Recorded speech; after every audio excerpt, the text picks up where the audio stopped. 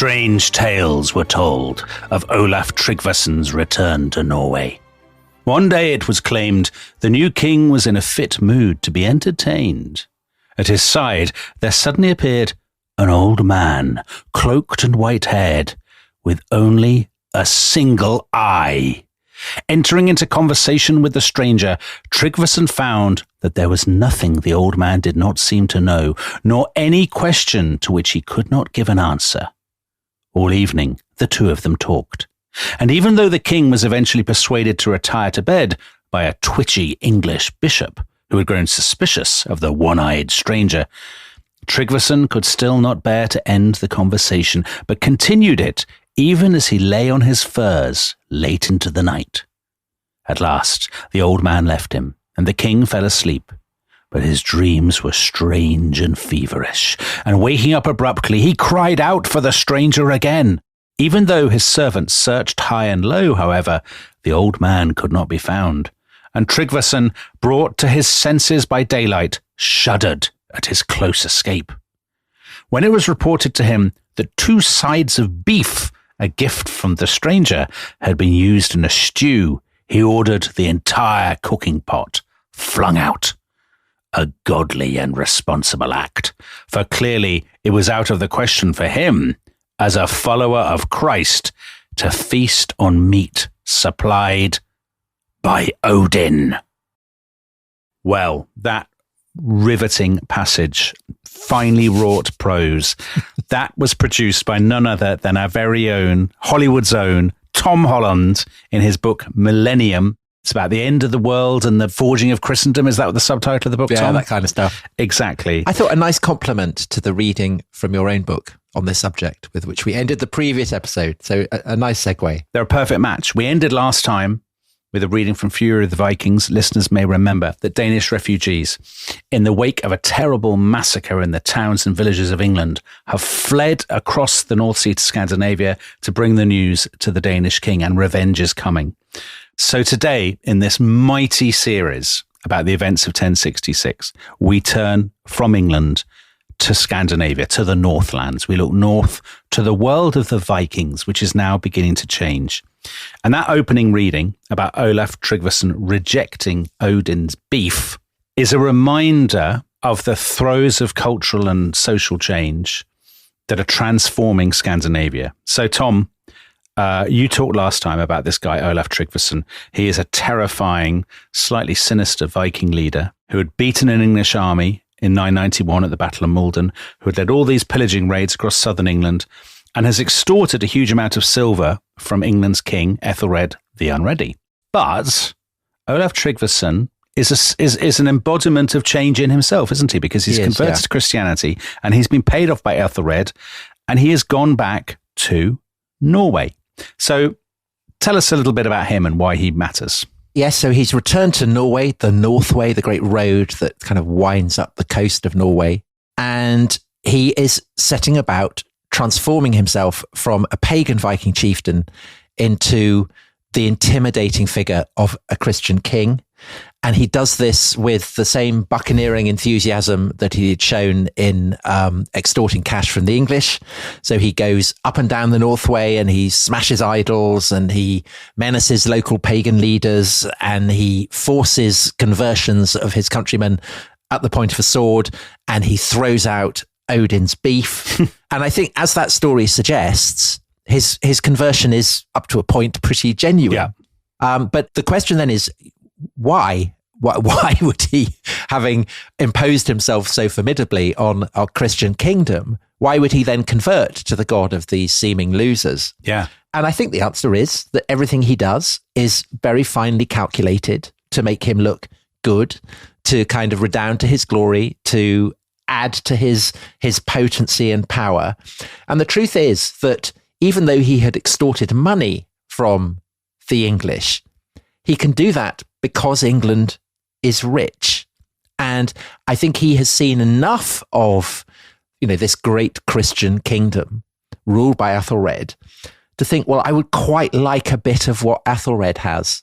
We may think of him as a loser, but Æthelred is heir to Alfred the Great. He's a figure of dignity, of splendor, of wealth, and Olaf wants it.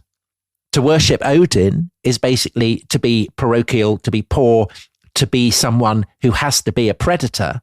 And to worship Christ is to be powerful and rich and possessed of enough silver, if you have to kind of give it out. Yeah, I think it's important for people to get that into their heads, isn't it? That the Christianization of Scandinavia is the moment that really marks the end of the Viking Age. But it's not because these warlords think kindness is brilliant and I love turning the other cheek and all that kind of thing. It's because they think Christianity is a winner's religion. Yeah. People who are Christians are rich, they're powerful. And also, if you're a king, to have one religion, one God, that sounds great. Get everyone to believe the same thing and therefore believe in you. And I think it's more than just about belief. It's also about the apparatus of power that Christianity provides, because it's very much a literate civilization. Mm-hmm. You have bishops who can serve you as ministers that could then enable you to kind of construct the kind of kingdom that you find in England. Right. It enables you to have more sophisticated ways, essentially, of raising troops. And therefore, the offer is that you can be even more bloodthirsty and extort even more money. Yeah. Ultimately, is the kind of the base practical reason for it. And the degree to which this is something that is very much in the air in the early 11th century is the fact that Olaf Tryggvason is not the first Viking warlord to have clocked this. So south of the Northway, you go across these icy, reef-strewn waters that separate Norway from Denmark, and there you come to the flatlands of Jutland, and there stands the seat of the kings of Denmark. And we talked in the first episode about how England is very precocious, but it's not entirely unique, because in Denmark, at the same time as the Kurder-Kingas, the great dynasty of Alfred the Great, are establishing their rule over a united kingdom of England, a dynasty of kings in Denmark are doing much the same thing.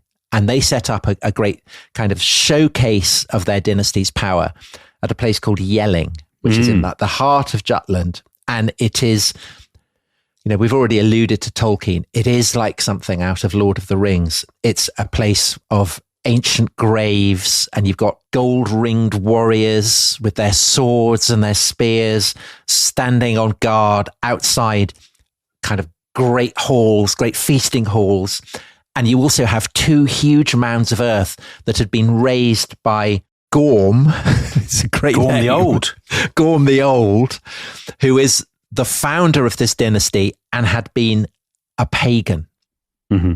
But the amazing thing is that between these two great barrows, these two great pagan piles of earth, there stands a church. And beside the church, there is a great block of granite that has been carved, so into the stone, with an image of a crucified Christ who is entangled with serpents, and it's inscribed with runes. And these runes read, and I quote, "King Harold had this memorial made for Gorm his father and Thyri his mother, that same Harold who joined together all Denmark and Norway and made the Danes to be Christian." Yeah, it's an amazing site, actually. I'll tell you what, it's accessible within half a day from Legoland. I know, I remember it well. It's an excellent trip. The Danish Tourist Board, if they want to sponsor us, they really ought to, because I recommend it to the listeners as a long weekend. You can knock off Legoland and the Jelling stones in the same trip. And of course, this matters because these stones, the inspiration, the guy who set them up, King Harold, you mentioned, his nickname is Bluetooth. Mm-hmm. And these stones showing the integration of pagan and Christian, and of course, all Denmark and Norway being joined together, are the inspiration for Bluetooth technology, would you believe? Yes, and the symbol for Bluetooth is kind of fusion of the runes for H and B, so the two initials of Harold Bluetooth. Yeah. And the idea behind naming that technology Bluetooth was this idea that Harold had joined together Denmark and Norway. In fact, it was just the southern reaches of Norway. Like, this is teaching all the world to sing, Kumbaya, wonderful. Of course, I mean, there was nothing touchy-feely about it at all. It was a very brutal process of conquest. And you can see in this kind of great rock, this great stone with the symbol of Christ and carved on it, that the process of conquest is being elided with the process of becoming Christian. And as you said, to be the servant of a kind of single omnipotent God rather than a whole host of gods, this is to be a Caesar. This is potentially to have power that is far more prestigious than anything that the pagan world could offer. And of course, as we said, also it brings bureaucracy, and bureaucracy in turn enables the organization of a treasury, and a treasury enables the commissioning of infrastructure and the building of ships and the arming of ever larger armies. And the Danish king who best demonstrates this is not Harold himself, but his son, Sweyn Forkbeard, who at the end of the last episode, you reminded us had cold blue eyes. In his cold blue eyes, Tom, there was only death. Because Sweyn Forkbeard has just heard the news of the massacre of Danes in England, and he has also, according to some sources, heard that one of the victims is his own sister, Gunhilda. Right. And this is a man with whom you do not want to mess. So Tietmar, the Bishop of Merseburg, said that he was, and I quote, not a ruler, but a destroyer.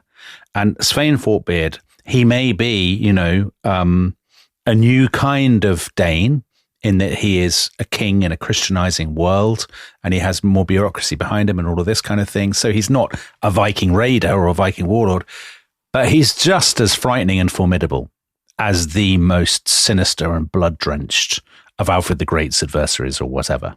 Yeah, I think he's a much more frightening figure, much more kind of chill and calculating than any of the pagan Vikings, actually. The Knight of the Boneless. Yes, precisely because he is starting to kind of institutionalize his menace. But you still have the slight vein of brutal comedy that you often get in Viking epics. Mm-hmm. So the story of how he comes to power, he actually topples his father, Harold Bluetooth. So in 986, he leads a rebellion against Harold. And there are various stories that are told of Harold's ends. And the most comical, and therefore the one that we will go with, the one that you tell in your book. Not necessarily the truest, but the one that you enjoyed the most, Tom, I think it's fair to say. Yeah, so the father and son have a kind of parley on an island. They're just about, they've got all their fleets behind them. And then Harold Bluetooth goes off to go to the toilet to have a dump. And as he sits down to start the process, an arrow is fired and it goes straight up his anus. And this will not be the last toilet-themed death that we will be touching on in the course of this series. So Sweyn had been a comrade of Olaf Tryggvason, the guy who rejected Odin's beef, but they are rivals within the world of the North Sea, aren't they? One of them is Norway, the other's Denmark, basically. Yes, and Sweyn had fought with Olaf Tryggvason at Malden, so was fully aware of his potential and his formidable qualities, and so therefore decides that he's going to have to eliminate him. And one of the many ways I think in which Sweyn Forkbeard is a frightening figure is that he's a great man for delayed gratification. So he takes his time and he slowly builds up an ever more intimidating force with which to take on the Norwegian king. And in the year 1000, this great fleet set sail to destroy Olaf Tryggvason. Tryggvason himself is kind of ready for it. He's got an absolutely enormous kind of dragon ship called the Long Serpent, the largest dragon ship ever fashioned. He's got 60 ships that are kind of similarly impressive and intimidating. So these two great armadas sailing out to meet one another. But Forkbeard's force is ultimately far more intimidating. Olaf Tryggvason's fleet is rapidly wiped out. And it ends with Tryggvason himself, who has got golden armor, bright red cloak, so kind of very on brand. His enemies have cornered him, they're about to grab him, and Olaf Tryggvason leaps into the sea. And when Sweyn Forkbeard's men tried to rescue him from the waters, he threw his shield over his head, it is said, and vanished beneath the waves. And so he dies as he had lived, as a great Viking hero, a man whose name will be celebrated in song. But Sweyn Forkbeard has secured for himself power beyond the dreams of any previous Scandinavian king. Right. So this is the thing. Sweyn Forkbeard at this point, who is this very formidable character, of course, famous for his beard. We should stress this. He has this forked beard, which I think in itself is quite intimidating. Menacing. Yeah. Yeah. So he is the man that Æthelred the Unready has basically chosen to provoke. It's mad. But I guess Æthelred thought he had no choice. He thought the Danes were a fifth column and he just had to get rid. But I mean, you've said in your notes that if he'd been facing somebody else, it might have been a reasonable calculation. But as it is, because word is bound to reach Sweyn Forkbeard. Yeah. It's, and I quote, the worst policy decision in the whole of English history. I mean, Bridget Phillipson might have something to say about that, Tom. I say there's a case for saying. Yeah, it's in the top 2. I think it's a moral disaster, obviously, because actually murdering people who are your guests in your kingdom is a terrible look, no matter whether you have kind of apocalyptic justifications or not. But I think it's an insane misreading of not just Sweyn Forkbeard himself, but the capabilities of the Danish kingdom. And I guess the reason that Æthelred misreads it is that he is thinking that Denmark is still the country, that it was back in the pagan days. He hasn't clocked the fact that it is starting to become a kingdom very much like his own.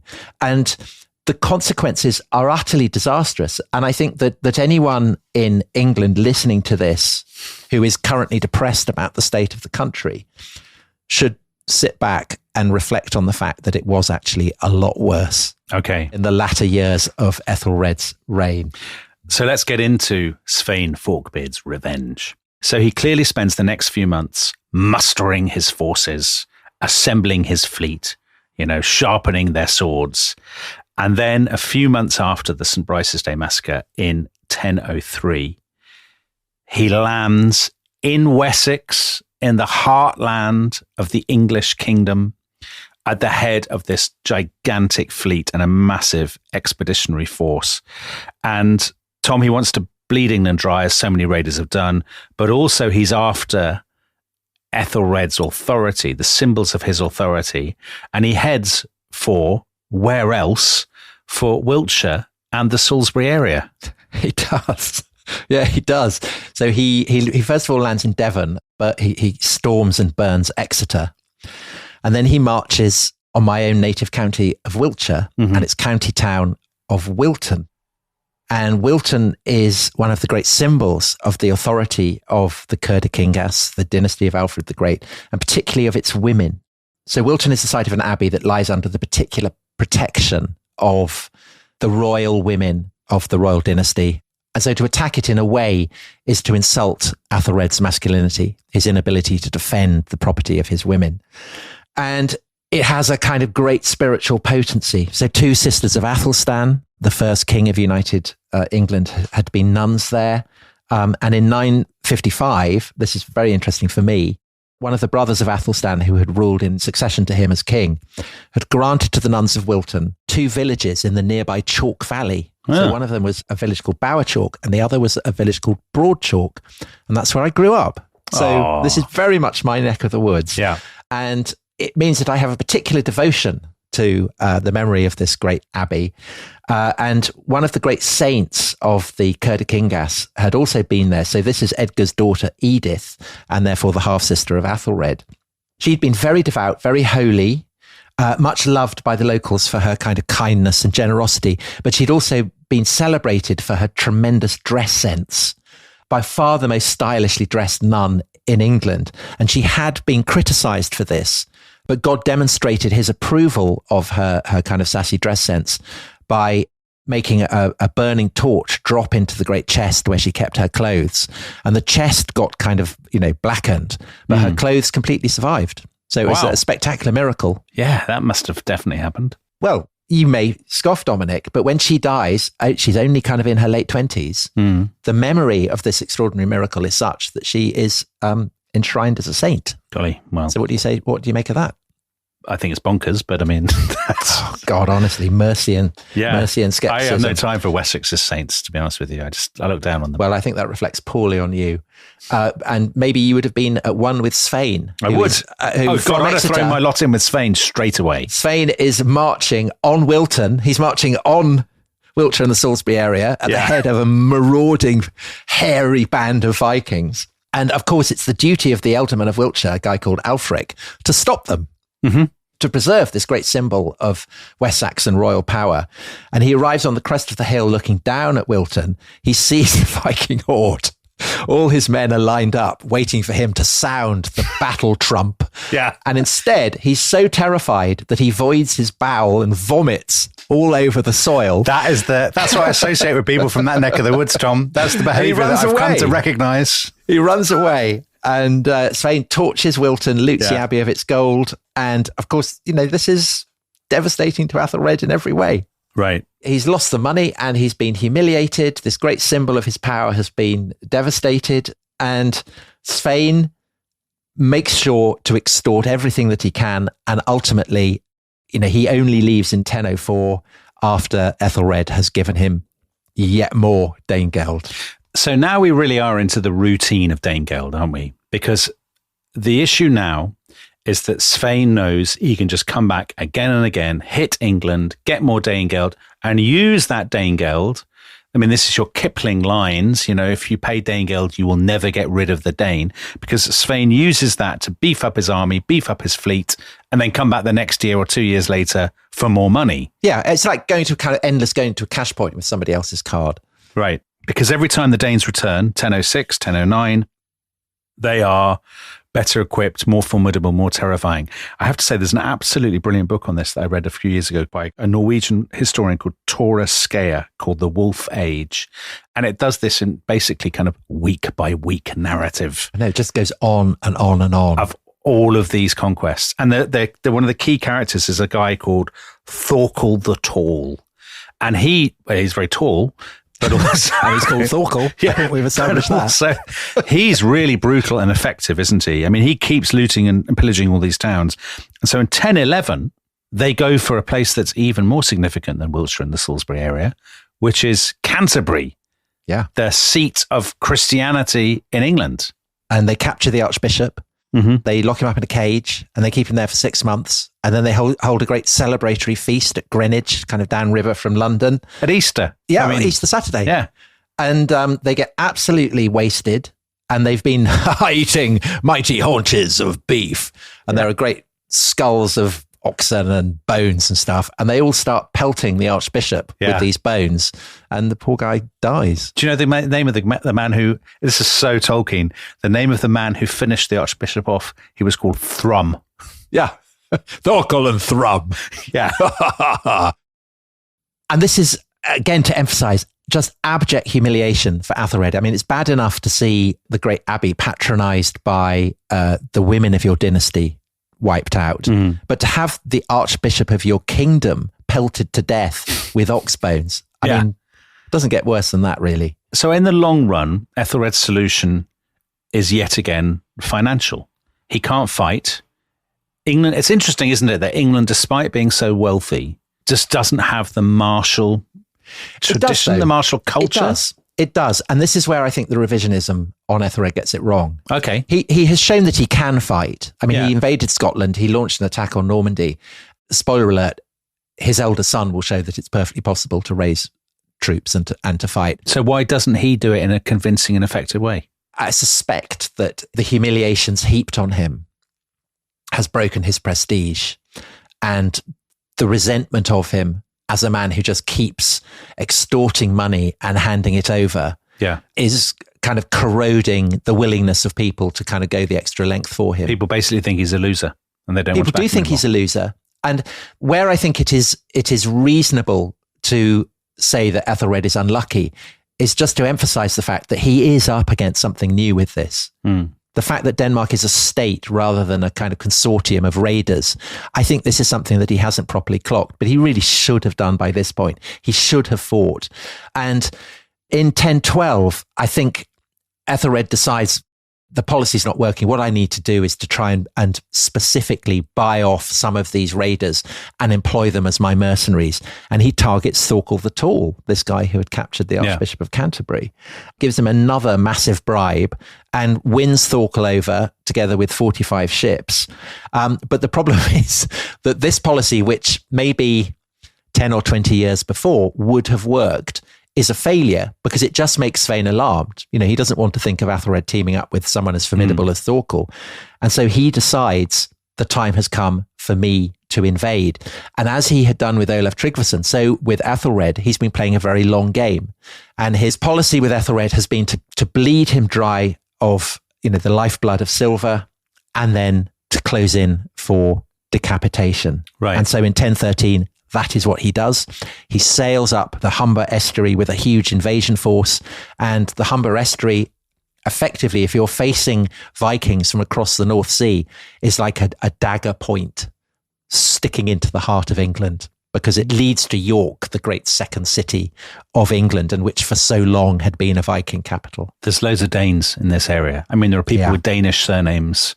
There are Danish place names. Yeah, there Grimsby and so on. There are all these people for whom it is perhaps not such a stretch to imagine having a Danish overlord rather than an English one. And it seems pretty clear at this point, doesn't it? Do you agree that Sweyn, this isn't another raid. He's like, right, let's finish this now. I'm actually just going to take this over and this is going to become part of my empire. Yeah, he's been planning it. And now the moment has come. And he combines menace with overtures to the local aristocracy in Mercia. And they are so battle-scarred and weary that they start accepting Sweyn's terms and handing over hostages, offering homage to Sweyn. And by the end of that year, 1013, Æthelred is effectively staring down the barrel. He no longer has the run of his country. He's bottled himself up with Thorkel in London, but he knows that he can't hold out for long, that the whole country now effectively is submitting to the Danish king. And so he orders his queen, the Lady Emma, who is, of course, the sister of the Duke of Normandy, go on board a ship and to take with her their 3 children. So those are 2 boys, Edward and Alfred, and a girl, Godgifu. And once they're on the ship, to set sail for Normandy. And this will be really important later on. The fact that these children, one of whom is called Edward, so listeners should remember him, are disappearing into exile in Normandy to her homeland. Exactly. Æthelred still can't quite bring himself to endure the humiliation of seeking sanctuary with the Duke of Normandy. So instead, he leaves London and he kind of hangs out on the Isle of Wight, spends Christmas there. And it's miserable because effectively he is now the Viking. His court has shrunk to his fleet. And in the new year, he kind of gives up. And in the dying days of 1013, so in the days immediately after Christmas, he decides, this is hopeless. And he too sets sail for the Norman court. So now the dynasty that has ruled England for so long, the dynasty of Alfred and of Edward the Elder and of Athelstan, has gone off into exile. The Danes are the masters of England. And a Danish king. And a Danish king, in Sweyn Forkbeard. And then an unbelievable George R.R. Martin style twist. The 3rd of February, 1014. Tell us what happens to Sweyn Forkbeard, Tom. Well, he dies, and there are conflicting accounts about what exactly happens to him. So some say that he died in his sleep. Others that he fell off his horse and smashed his head. Yeah. And others say that he was killed by St. Edmund, the king of East Anglia, who back in the time of King Alfred had been shot to death by pagan Vikings and had since been enshrined as the great patron saint of the East Angles. That St. Edmund had appeared to Sweyn Forkbeard in a dream and struck him with a pole, and that had finished him off. So listeners, make up their own minds. Was he killed by St. Edmund in a dream with a pole? Or did he, as I read in another book, have a stroke near Scunthorpe? It's open, isn't it? Basically, you can divide the human race into people who go with the stroke and Scunthorpe or the pole people. What I will also say is, again, over the course of this story, people dying unexpectedly. Yeah. And often it's mentioned at feasts. Again, this is an enduring theme, and people might want to ponder whether perhaps foul play was an operation, but I mean, we don't know. Anyway, so Sweyn Forkbeard is now off the scene. And so the Witan, this great assembly of the elder men, the men who lead the various counties in England, they get together and they decide, actually, maybe we should get Æthelred back. And the Anglo-Saxon Chronicle gives the details of the invitation they sent to Æthelred. They said, no sovereign was dearer to them than their natural lord, if only he would govern them better than he had previously done. Which, that's not really an endorsement, is it? But Æthelred does obviously come back. He does. So Thorkel switched sides by this point. So Thorkel's now back with the Danes. Yes, but there's a Norwegian on the scene, a guy called Olaf Haraldsson, and Dominic, we'll be hearing about him again soon. He's a very stout man. Very stout, yes, and very saintly in the long run, despite being very murderous. So Olaf Haraldsson helps capture London for Æthelred from the Danes. He sails up the Thames and he pulls down London Bridge. I'm never entirely sure how pulling down London Bridge helps him. Yeah. But he does. And there is a thesis that this is the origins of the nursery rhyme, London Bridge is falling down. Anyway. The other great champion of the English resistance to the Danes is Æthelred's eldest son. So that's not by Emma, but by a previous queen. And this is a guy called Edmund. He had scorned to flee England when Æthelred and his sons by Emma had gone. He'd stayed in England. He's very charismatic. He's very brave. And he's so formidable in battle that he wins the nickname of Ironside. He's a tremendous man, isn't he? And actually, you could say he is the last English king in the sense that he is the last king to rule who is of purely English descent. When we make this as a TV drama, he should be played by an AI de-aged Sean Bean. That will give people a clue as to what happens to whether him. He's going to win. Yeah. In fact, yes, more toilet-based deaths are approaching. But for now, he's done very well. In fact, he's so cross with Æthelred that he's basically kind of binned him and is saying, oh, well, I should be king. And between them, Edmund Ironside and Olaf Haraldsson succeed in re-establishing the rule of the Kurdikingas. The prospects for Edmund Ironside as a future king are all the brighter for the fact that his father by now is a dying man. And in 1016, he duly shuffles off this mortal coil, but his passing actually is barely noted because by now everyone's eyes is on Edmund Ironside. You know, he's tremendous, he's dashing, his sides are made of iron, and he claims the throne. Yeah. There is, however, a problem because he is not the only claimant to this throne. There is a rival, and who that is and how the contest of this rival with Edmund Ironside develops, we will discover after the break.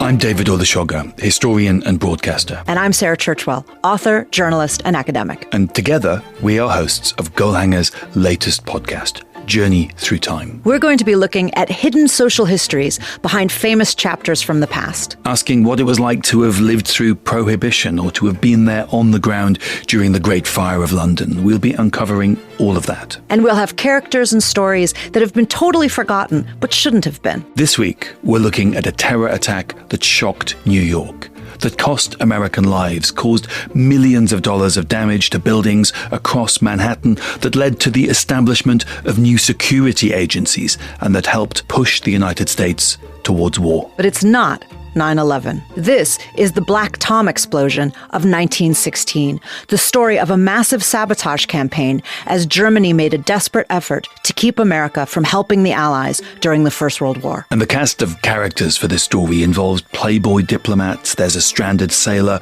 an opera singer who's managing a brothel in New York, and there's a hapless spy who leaves secret documents on a train. So join us on Journey Through Time and hear a clip from the Black Tom story at the end of this episode.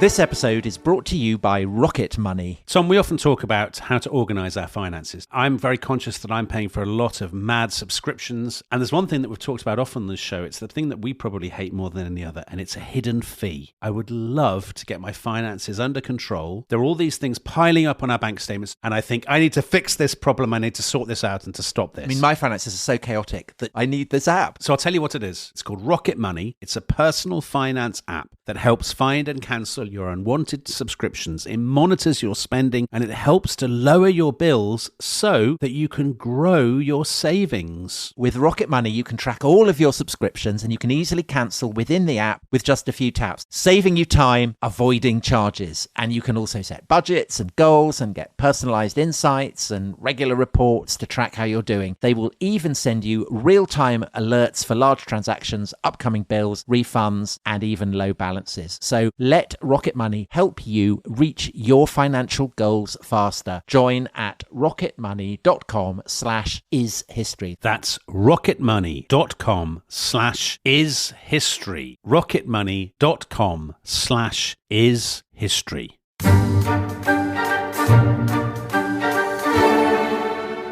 Only a boy, you ship batterer. When you launched your boat, no king was younger than you. So those were lines, lovely lines, written by a praise singer about the very young, very impressive, very frightening son of Sweyn Forkbeard. And this is a man familiar to anybody who enjoys anecdotes about waves, because he is a young man called Cnut. And Cnut came with his father Sweyn to England in 1013. He's probably battle-hardened even at that point. He'd probably been on previous raids.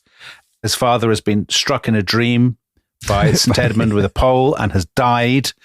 And so Cnut is now the leader of, well, he's the leader of what? Is he the leader merely of a warband, or does he want to be the claimant to a grand North Sea empire that includes England as well as Denmark and Norway? He's got a dilemma, hasn't he, Tom? Does he give up and basically go back to Denmark? Or even at this young age, does he go for it as his father was going to do? Well, I think he actually does both. So he does withdraw from England in the wake of his father's death. But as a sign that he will be back, remember that the English noblemen, particularly around Mercia, had given him hostages. So Cnut takes these hostages and he maims them, cuts off their hands, blinds them, and dumps them all on the beach at Sandwich. So, that's not fun. And he then goes back to Denmark, and he's a chip off the old block. He does what his father would have done, which is to use his rank and his power as King of Denmark to marshal another great invasion fleet. And he also sends agents to England to secure pledges of loyalty from all the various Danish communities there, particularly in East Anglia and particularly around the Humber, because that's where the settlement is the deepest. And he also recruits large numbers of mercenaries. And it's said in a biography of him by a guy who's very keen on him, there were so many kinds of shield, it was easy to believe that troops drawn from all the nations of the world were with him. And among them is Thorkill, who has now abandoned Æthelred for good. Yeah. So he's got these terrifying, massive lads behind him. They're tall. They think nothing of pelting archbishops with ox and bones, and they are sailing for England. And they arrive in the summer of 1015. Æthelred is dying, but not quite dead. So the question in everybody's mind is this: is it going to be Edmund Ironside who succeeds, his heir, or is Cnut going to finish what Sweyn Forkbeard started and basically assimilate England into the world of the Scandinavian Empire? And Cnut and Edmund go kind of hammer and tongs, and by the time that Æthelred finally dies on the 23rd of April, 1016, the country is effectively divided in two. So Cnut has Northumbria and East Anglia, and Edmund has Wessex, and neither side can really defeat the other. And I think that the fact that Edmund has been able to secure Wessex indicates that Æthelred actually had been a failure as a king. He could have fought as his son did, and he didn't. And now the country is divided. So there is one key territory which remains up for grabs, and that is Mercia. Yeah, so the Midlands. Basically the Midlands. And this is under the rule of an ealdorman called Edric. And he is a very, very kind of slippery, treacherous opportunist, as is conveyed by his nickname, which is Straona, or the Grabber. So he's very much the little finger of this story, isn't he? Because he's always changing sides and betraying people. And basically, you never can be entirely sure. Well, he's on his own side. And he is constantly swapping from Edmund to Cnut and back again. Yes, he is. So actually the description you get in the Anglo-Saxon Chronicle, it does sound quite like kind of Littlefinger, a man of humble origins, but whose smooth tongue won him wealth and high standing. Endowed as he was with a subtle genius and incredible powers of eloquence, he surpassed all his peers in malice and treachery, as well as in pride and cruelty. He's the Captain Benteen of this story, Tom. Yes. I mean, he's so treacherous that in a way he overdoes it. Right. So first of all, he sides with Cnut and tries to have Edmund assassinated. Then he goes over to Edmund. Then he goes back to Cnut. And then he comes back to Edmund. He's a weather vane. He is tracking the shift in fortunes between Cnut and Edmund as they fight each other over England. And the climactic clash takes place in the autumn of 1016, on the 18th of October, at a site in Essex called Assendun. It's a very, very hard-fought battle, but then treachery in the English lines.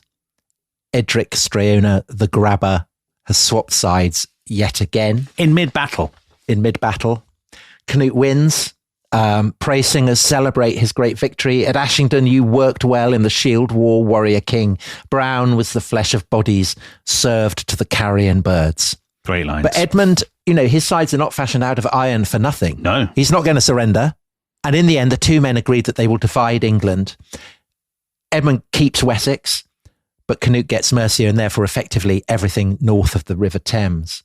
And we've promised toilet-based misadventure. Edmund does not long outlive the agreement. So on the 30th of November 1016, he dies, possibly of wounds suffered in battle. But another account says that he was murdered while sitting on the toilet. It's sort of true, isn't it, that basically everybody who dies in this period, there's always an account that claims that it was while they were relieving themselves in some way. Not everyone, but it's certainly, but it's a feature. Running theme. It's a feature, isn't it? Yes. So we're in 1016, exactly half a century before the very famous conquest of 1066.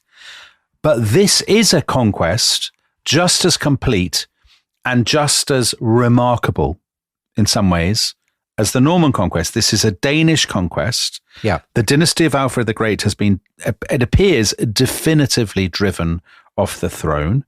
And the Danes, they really are the masters of England now under Canute. Yeah, they are. And Canute is obviously very keen on killing as many of the Kurdikingas, the dynasty of Alfred the Great, as he can.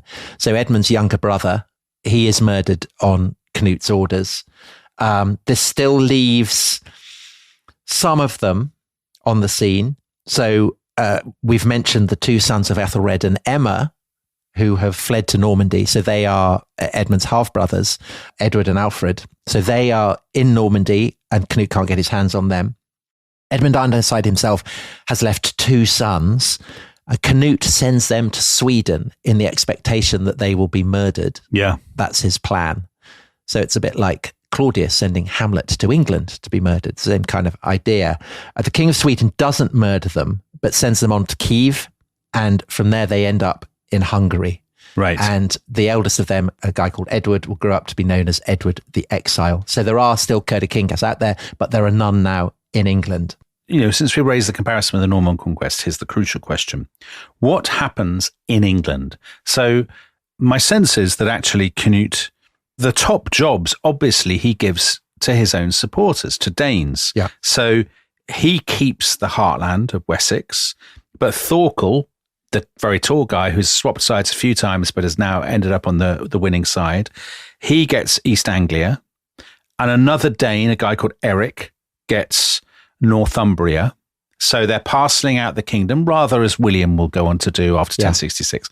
And these guys aren't ealdormen like the Anglo-Saxons. They're something new, aren't they? Jarls. Yeah, which becomes anglicized to earls. Right. So there's the same root. You can see ealdorman and earl. It's the same kind of root. But to be an earl is to live in a country that has been conquered by the Danes. Okay. There is one surviving ealdorman or earl, whatever you want to call him, and that is Edric Streona, the grabber. But again, as with William, who does try to keep some English lords in situ, but they're always rebelling against him. And so ultimately he just gets rid of them all. Edric is too slippery, too treacherous. He starts the scheme again, and Canute's not having that. And so he has Edric murdered in London on Christmas Day, 1017, and his head is put on a spike on the battlements of London, and his body is thrown over the city battlements to serve as food for the dogs. I love that. That's exactly the kind of thing that you look for in a series like this, isn't it? Yes, exactly. Now, so that's about the jobs. What about the crucial thing, which is about the money? The attraction of England is that it's so rich. Yeah. All of these men, these mercenaries who have flocked to Canute's banners, they have done so because they thought they were going to get the money.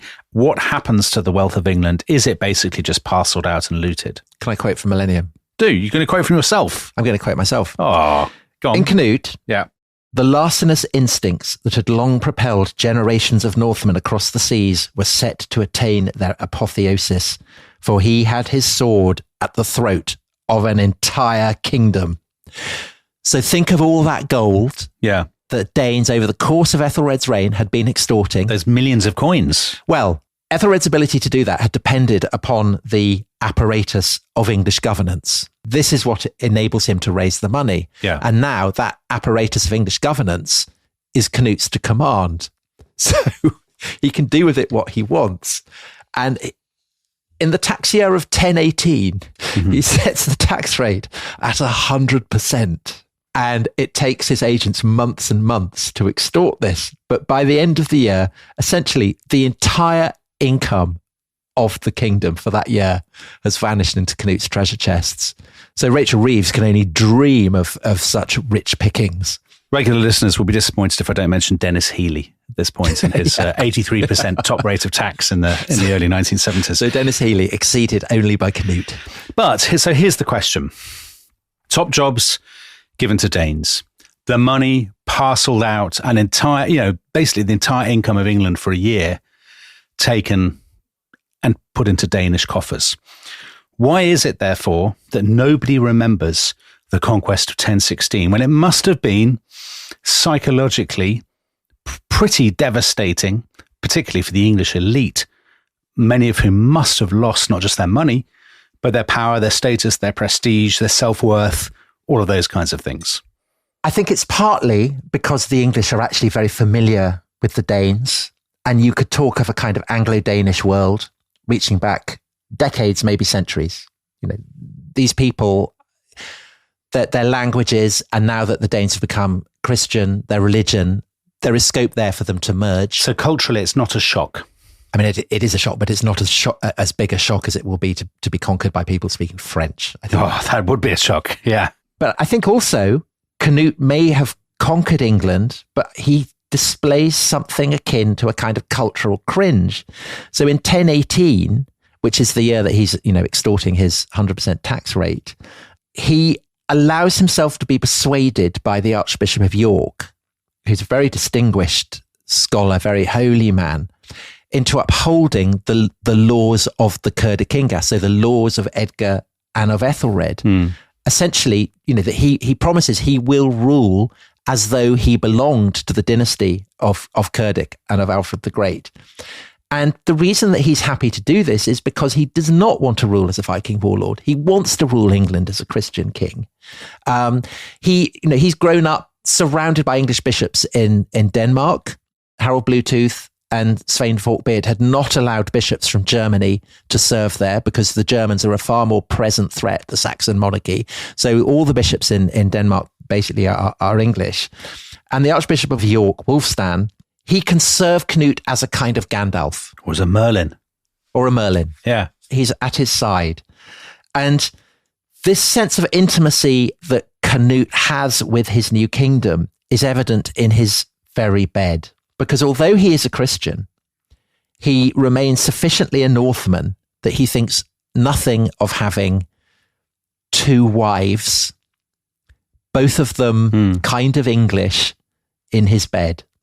And the question of what exactly these two women, what exactly their status are, is highly contested. Okay. So are they both wives? Is one of them a concubine? So Pauline Stafford, who's the great expert on the role of queens in the 11th century England, she says concubine wife is too stark a distinction to capture this shifting situation. And the reason for that will be evident when I describe who these two women, these two wives, concubines, queens, whatever, who they are. So the first one, she's from Northampton, isn't she? And she's an ealdorman's daughter, and she has the brilliant name of Elfgifu. Which confusingly is the same name that Emma, Æthelred's wife from Normandy, had been given when she came to England, which is why we need to not call her that. Not call her that. Yeah, so Elfgifu had married Cnut in the early days of Svein's invasion, and almost certainly this was a kind of dynastic marriage. Yeah. So as we will see, she is probably related to the leading Mercian family, and she's a kind of pledge of their alliance with the Danes. And Cnut and Elfgifu seem to have got on tremendously well. So Elfgifu gets pregnant very, very quickly, gives birth to a boy who is named Sweyn after his adorable grandfather. And in 1015, Cnut sends her back to Denmark with the baby. Cnut returns to Denmark as well, gets her pregnant again, and she gives birth to another boy, Harold, Yeah. who in due course in the 12th century will come to be called Harefoot. So he's not called Harefoot in this period, but we'll call him that. We should call him that. Distinguish him We've got too many Harolds. from the other Harolds. Yeah. So Canute clearly respects Ælfgifu very highly, not just as a woman who can give him sons, but also as a political operator. And when he returns to England to fight Edmund Ironside, he leaves Ælfgifu to administer part of Denmark for him. Right. And in 1030, so that's kind of a decade and more on, there's an even more striking example of his faith in her, because by this point, his eldest son, Sweyn, is a teenager, and Canute thinks, I'd quite like him to be king of Norway. So he sends Ælfgifu, Sweyn, and a big war band off to Norway to conquer it and install Sweyn as king. And it's true that it doesn't go brilliantly. Ælfgifu does conquer Norway, but she rules very, very harshly. The Norwegians rebel, and in 1035, she and Sweyn are kicked out. And Sweyn dies soon after of wounds sustained in battle. Right. So Ælfgifu is back in Denmark, but she's still very much a kind of potent presence on the scene. Yeah. And still has cards to play, as we will see in due course. Well, let's just park her onto one side. So there's Ælfgifu and her son, who is Harefoot. Harold Harefoot. Yeah. Now, you said that there were two wives of Canute, and this really is a twist. Yeah, it is. Great twist. Because he has married the widow of his father's former adversary, Æthelred. He has married Emma of Normandy. He has, in 1017. So she must be a fair bit older than him, right? She's still very nubile. Okay, that's good to know. As we will see. And so you could say this is kind of classic Viking behavior, taking to bed the woman of your defeated enemy. Right. But I'm sure that that's a kind of part of the dynamic. But essentially, Canute is marrying her because she had been married to Æthelred and anointed as his queen. And so she is a living link to that tradition of West Saxon monarchy going back centuries and centuries. Emma's mother had actually been a Dane, so she's half Danish and probably speaks Danish. Yeah. But her value to Canute is essentially that she is, even though she's half Danish, half Norman, she is an English queen. She's the embodiment of England. And by marrying her, he is in a sense marrying England. Mm-hmm. And so his marriage to her is blessed by the church. And this is the big point of difference between her and Ælfgifu. Ælfgifu's marriage had not been blessed by the church, doesn't need to be. This isn't an age where it's a given that the church will bless every wedding. But the fact that Emma's has been enables her to say, I am Canute's legitimate wife. Yeah. And any children that I give him, they are entitled to the throne of England. So this speaks to Canute's political sensitivity and sophistication, doesn't it? He's not just a Viking warlord. He has, as you put it in your notes, he's waded through blood. He has ruled by the sword and by terror. He's won his crown. And yet, once he's done that, he is sufficiently skillful to recognize that there are continuities he wants to preserve. He wants to work with the existing traditions. He clearly wants to conciliate is the wrong word, but ultimately he knows he will have to work with the English. England is his prize, and he wants it to thrive under his overlordship. And I guess, he's also Christian, which means he's got a lot in common with the people of England. The figure he reminds me of is Augustus. He's not a man of similar achievement, but the willingness to be unspeakably brutal where necessary. Yeah. And then when it's no longer necessary, to park that side and to kind of promote himself as a figure of peace. Very, very formidable. That's just good politics, isn't it, Tom? Right. So this guy who, as you said, had waded through blood, he allows Wulfstan, the Archbishop of York, to write laws in his name that proclaim the Christian virtues of humility and self-restraint. So as Wulfstan writes, and Canute puts his name to this, for the mightier or of higher rank a man is, so the deeper must he atone for wrongdoing, both to God and to men. Canute has disinherited the oldest royal line in Christendom, but he becomes, I'm delighted to say, a regular visitor to the restored and rebuilt nunnery at Wilton. And he rides there with Emma, and he dismounts respectfully outside the holy precincts, and he walks in and he prays among the tombs of the women of the House of Wessex. Mm-hmm. And he is a Viking, a Northman from the frozen limits of the world. But in 1027, amazingly, he takes time off from ruling this great North Sea empire that he's forged in Norway, Denmark, England. I mean, it's a lot. But he's able to go on pilgrimage to Rome. And there in the heart of the ancient city, to kneel before the tomb of St. Peter, and in the words of his biographer, diligently to speak St. Peter's special favour before God. And he hasn't just gone there to pray. He's gone because that Easter of 1027, a new German emperor is being crowned in Rome. And Cnut, at that coronation, has the place of honour at the emperor's side. And it is an amazing achievement for the great-grandson of a pagan warlord, so Gorm the Old, you know, with his great mounds and his all that stuff, to be received with the utmost honour and respect in Rome by both the emperor and the pope. So in that sense, there's a slight Charlemagne aspect to this, isn't there? Somebody from ultimately a barbarian pagan lineage who now is standing there in Rome, in the city of the Pope and the Caesars, you know, winning respect and recognition from his peers. Yeah. I mean, Cnut is a tremendously, you know, I know this is a violent age and he's behaved very violently, but as a politician, as a statesman, he's a very impressive figure. Well, it's often said that Alfred the Great is the only English king, or at least King of England, to be called the Great, but he isn't. Cnut has also been given that sobriquet as Charlemagne had, Charles the Great. Yeah. And yeah, I mean, I think his feats of conquest and then of statecraft are very, very formidable. And just as England had recovered under Alfred, who had beaten the Danes, so also it recovers under Cnut, who is himself a Dane. And I guess that the obvious reason for that is firstly that Cnut is not kind of imposing his 100% tax rate. You know, that was a one-off. But also, the Danes are no longer raiding England because it's being ruled by the Danes. Yeah. And so there is scope for the English economy and the English countryside and English infrastructure to recover.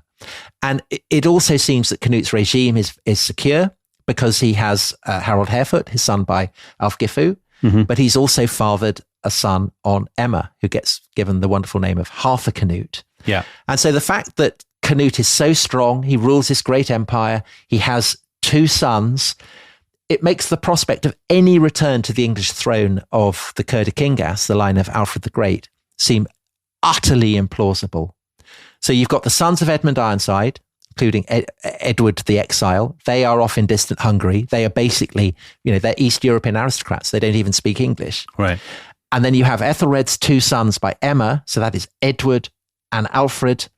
They are in Normandy, it's true, only across the Channel. But they have the stamp of absolute losers. And the person who really says, yeah, they're losers is their own mother, right. Emma. Well, because it's in her interest. She's back in England. Of course it is. Of course it is.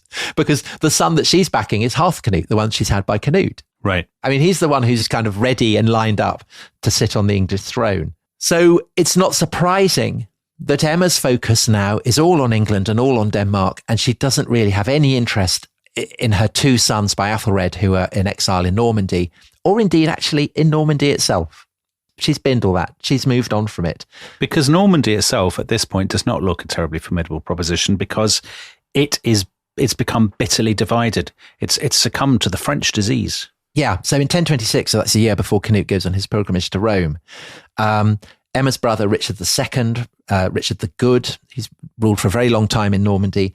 He dies and he has 2 sons, and these 2 sons fight over the inheritance. And the older brother wins. He rules for less than a year, one of these kind of dramatic deaths. Yeah. Maybe he's poisoned again, we don't really know. And he's succeeded by his younger brother, who is called Robert. And Robert is pretty able. He restores Normandy to a kind of measure of health. But then amazingly, and I mean, bizarrely, he goes on pilgrimage not to Rome, but to Jerusalem, which is very, very dangerous. I mean, it's a long way to go and very, very risky. And what makes this seem even more, I think, irresponsible is that although Duke Robert of Normandy does have an heir, this heir is firstly only 7 years old. And secondly, he's not legitimate. Okay. And the name of this boy, Dominic, yeah, ladies, gentlemen, is William. And then in July 1035, Robert has got to Jerusalem, fine. He's returning from Jerusalem. He's approaching Constantinople, and he dies. And William is now the Duke of Normandy, but his inheritance is a terrible one. He's menaced by enemies all along the frontiers of Normandy, but even more, he is menaced by the great lords of his own dukedom. And England, by contrast, is an absolute model of stability. So, ladies and gentlemen, will England remain happy and united and forward-looking under the reigns of Cnut and his successors? Will Normandy fall apart? And what will happen to this 7-year-old boy, William? What prospects for him? Well, you can, of course, find out right now, if you're a member of the Rest is History Club, because you can listen to our next episode, which is all about the rise of William of Normandy. But if you're not a member of the Rest is History Club and you want to, you can sign up at therestishistory.com and, Bob's your uncle. But, Tom, for those people who don't want to do that, we will be back on Monday with the next thrilling chapter of this epic story. Bye-bye. Bye-bye.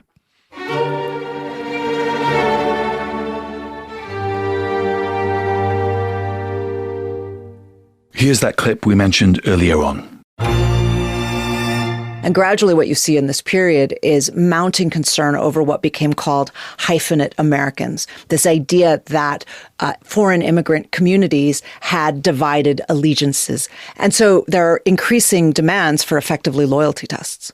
And Wilson gives a very famous speech in which he uses a famous phrase, and that's a phrase that you have spent a long time studying, Sarah. And that is to ask whether these Americans who have loyalties to other nations will, when it comes down to it, whether they will put America first. And that's the phrase, right? America first. It is a phrase that was first popularized in this context in 1915, a year before Black Tom, in a speech that Wilson gave addressing these mounting concerns about hyphenate Americans, about whether they were real Americans or not.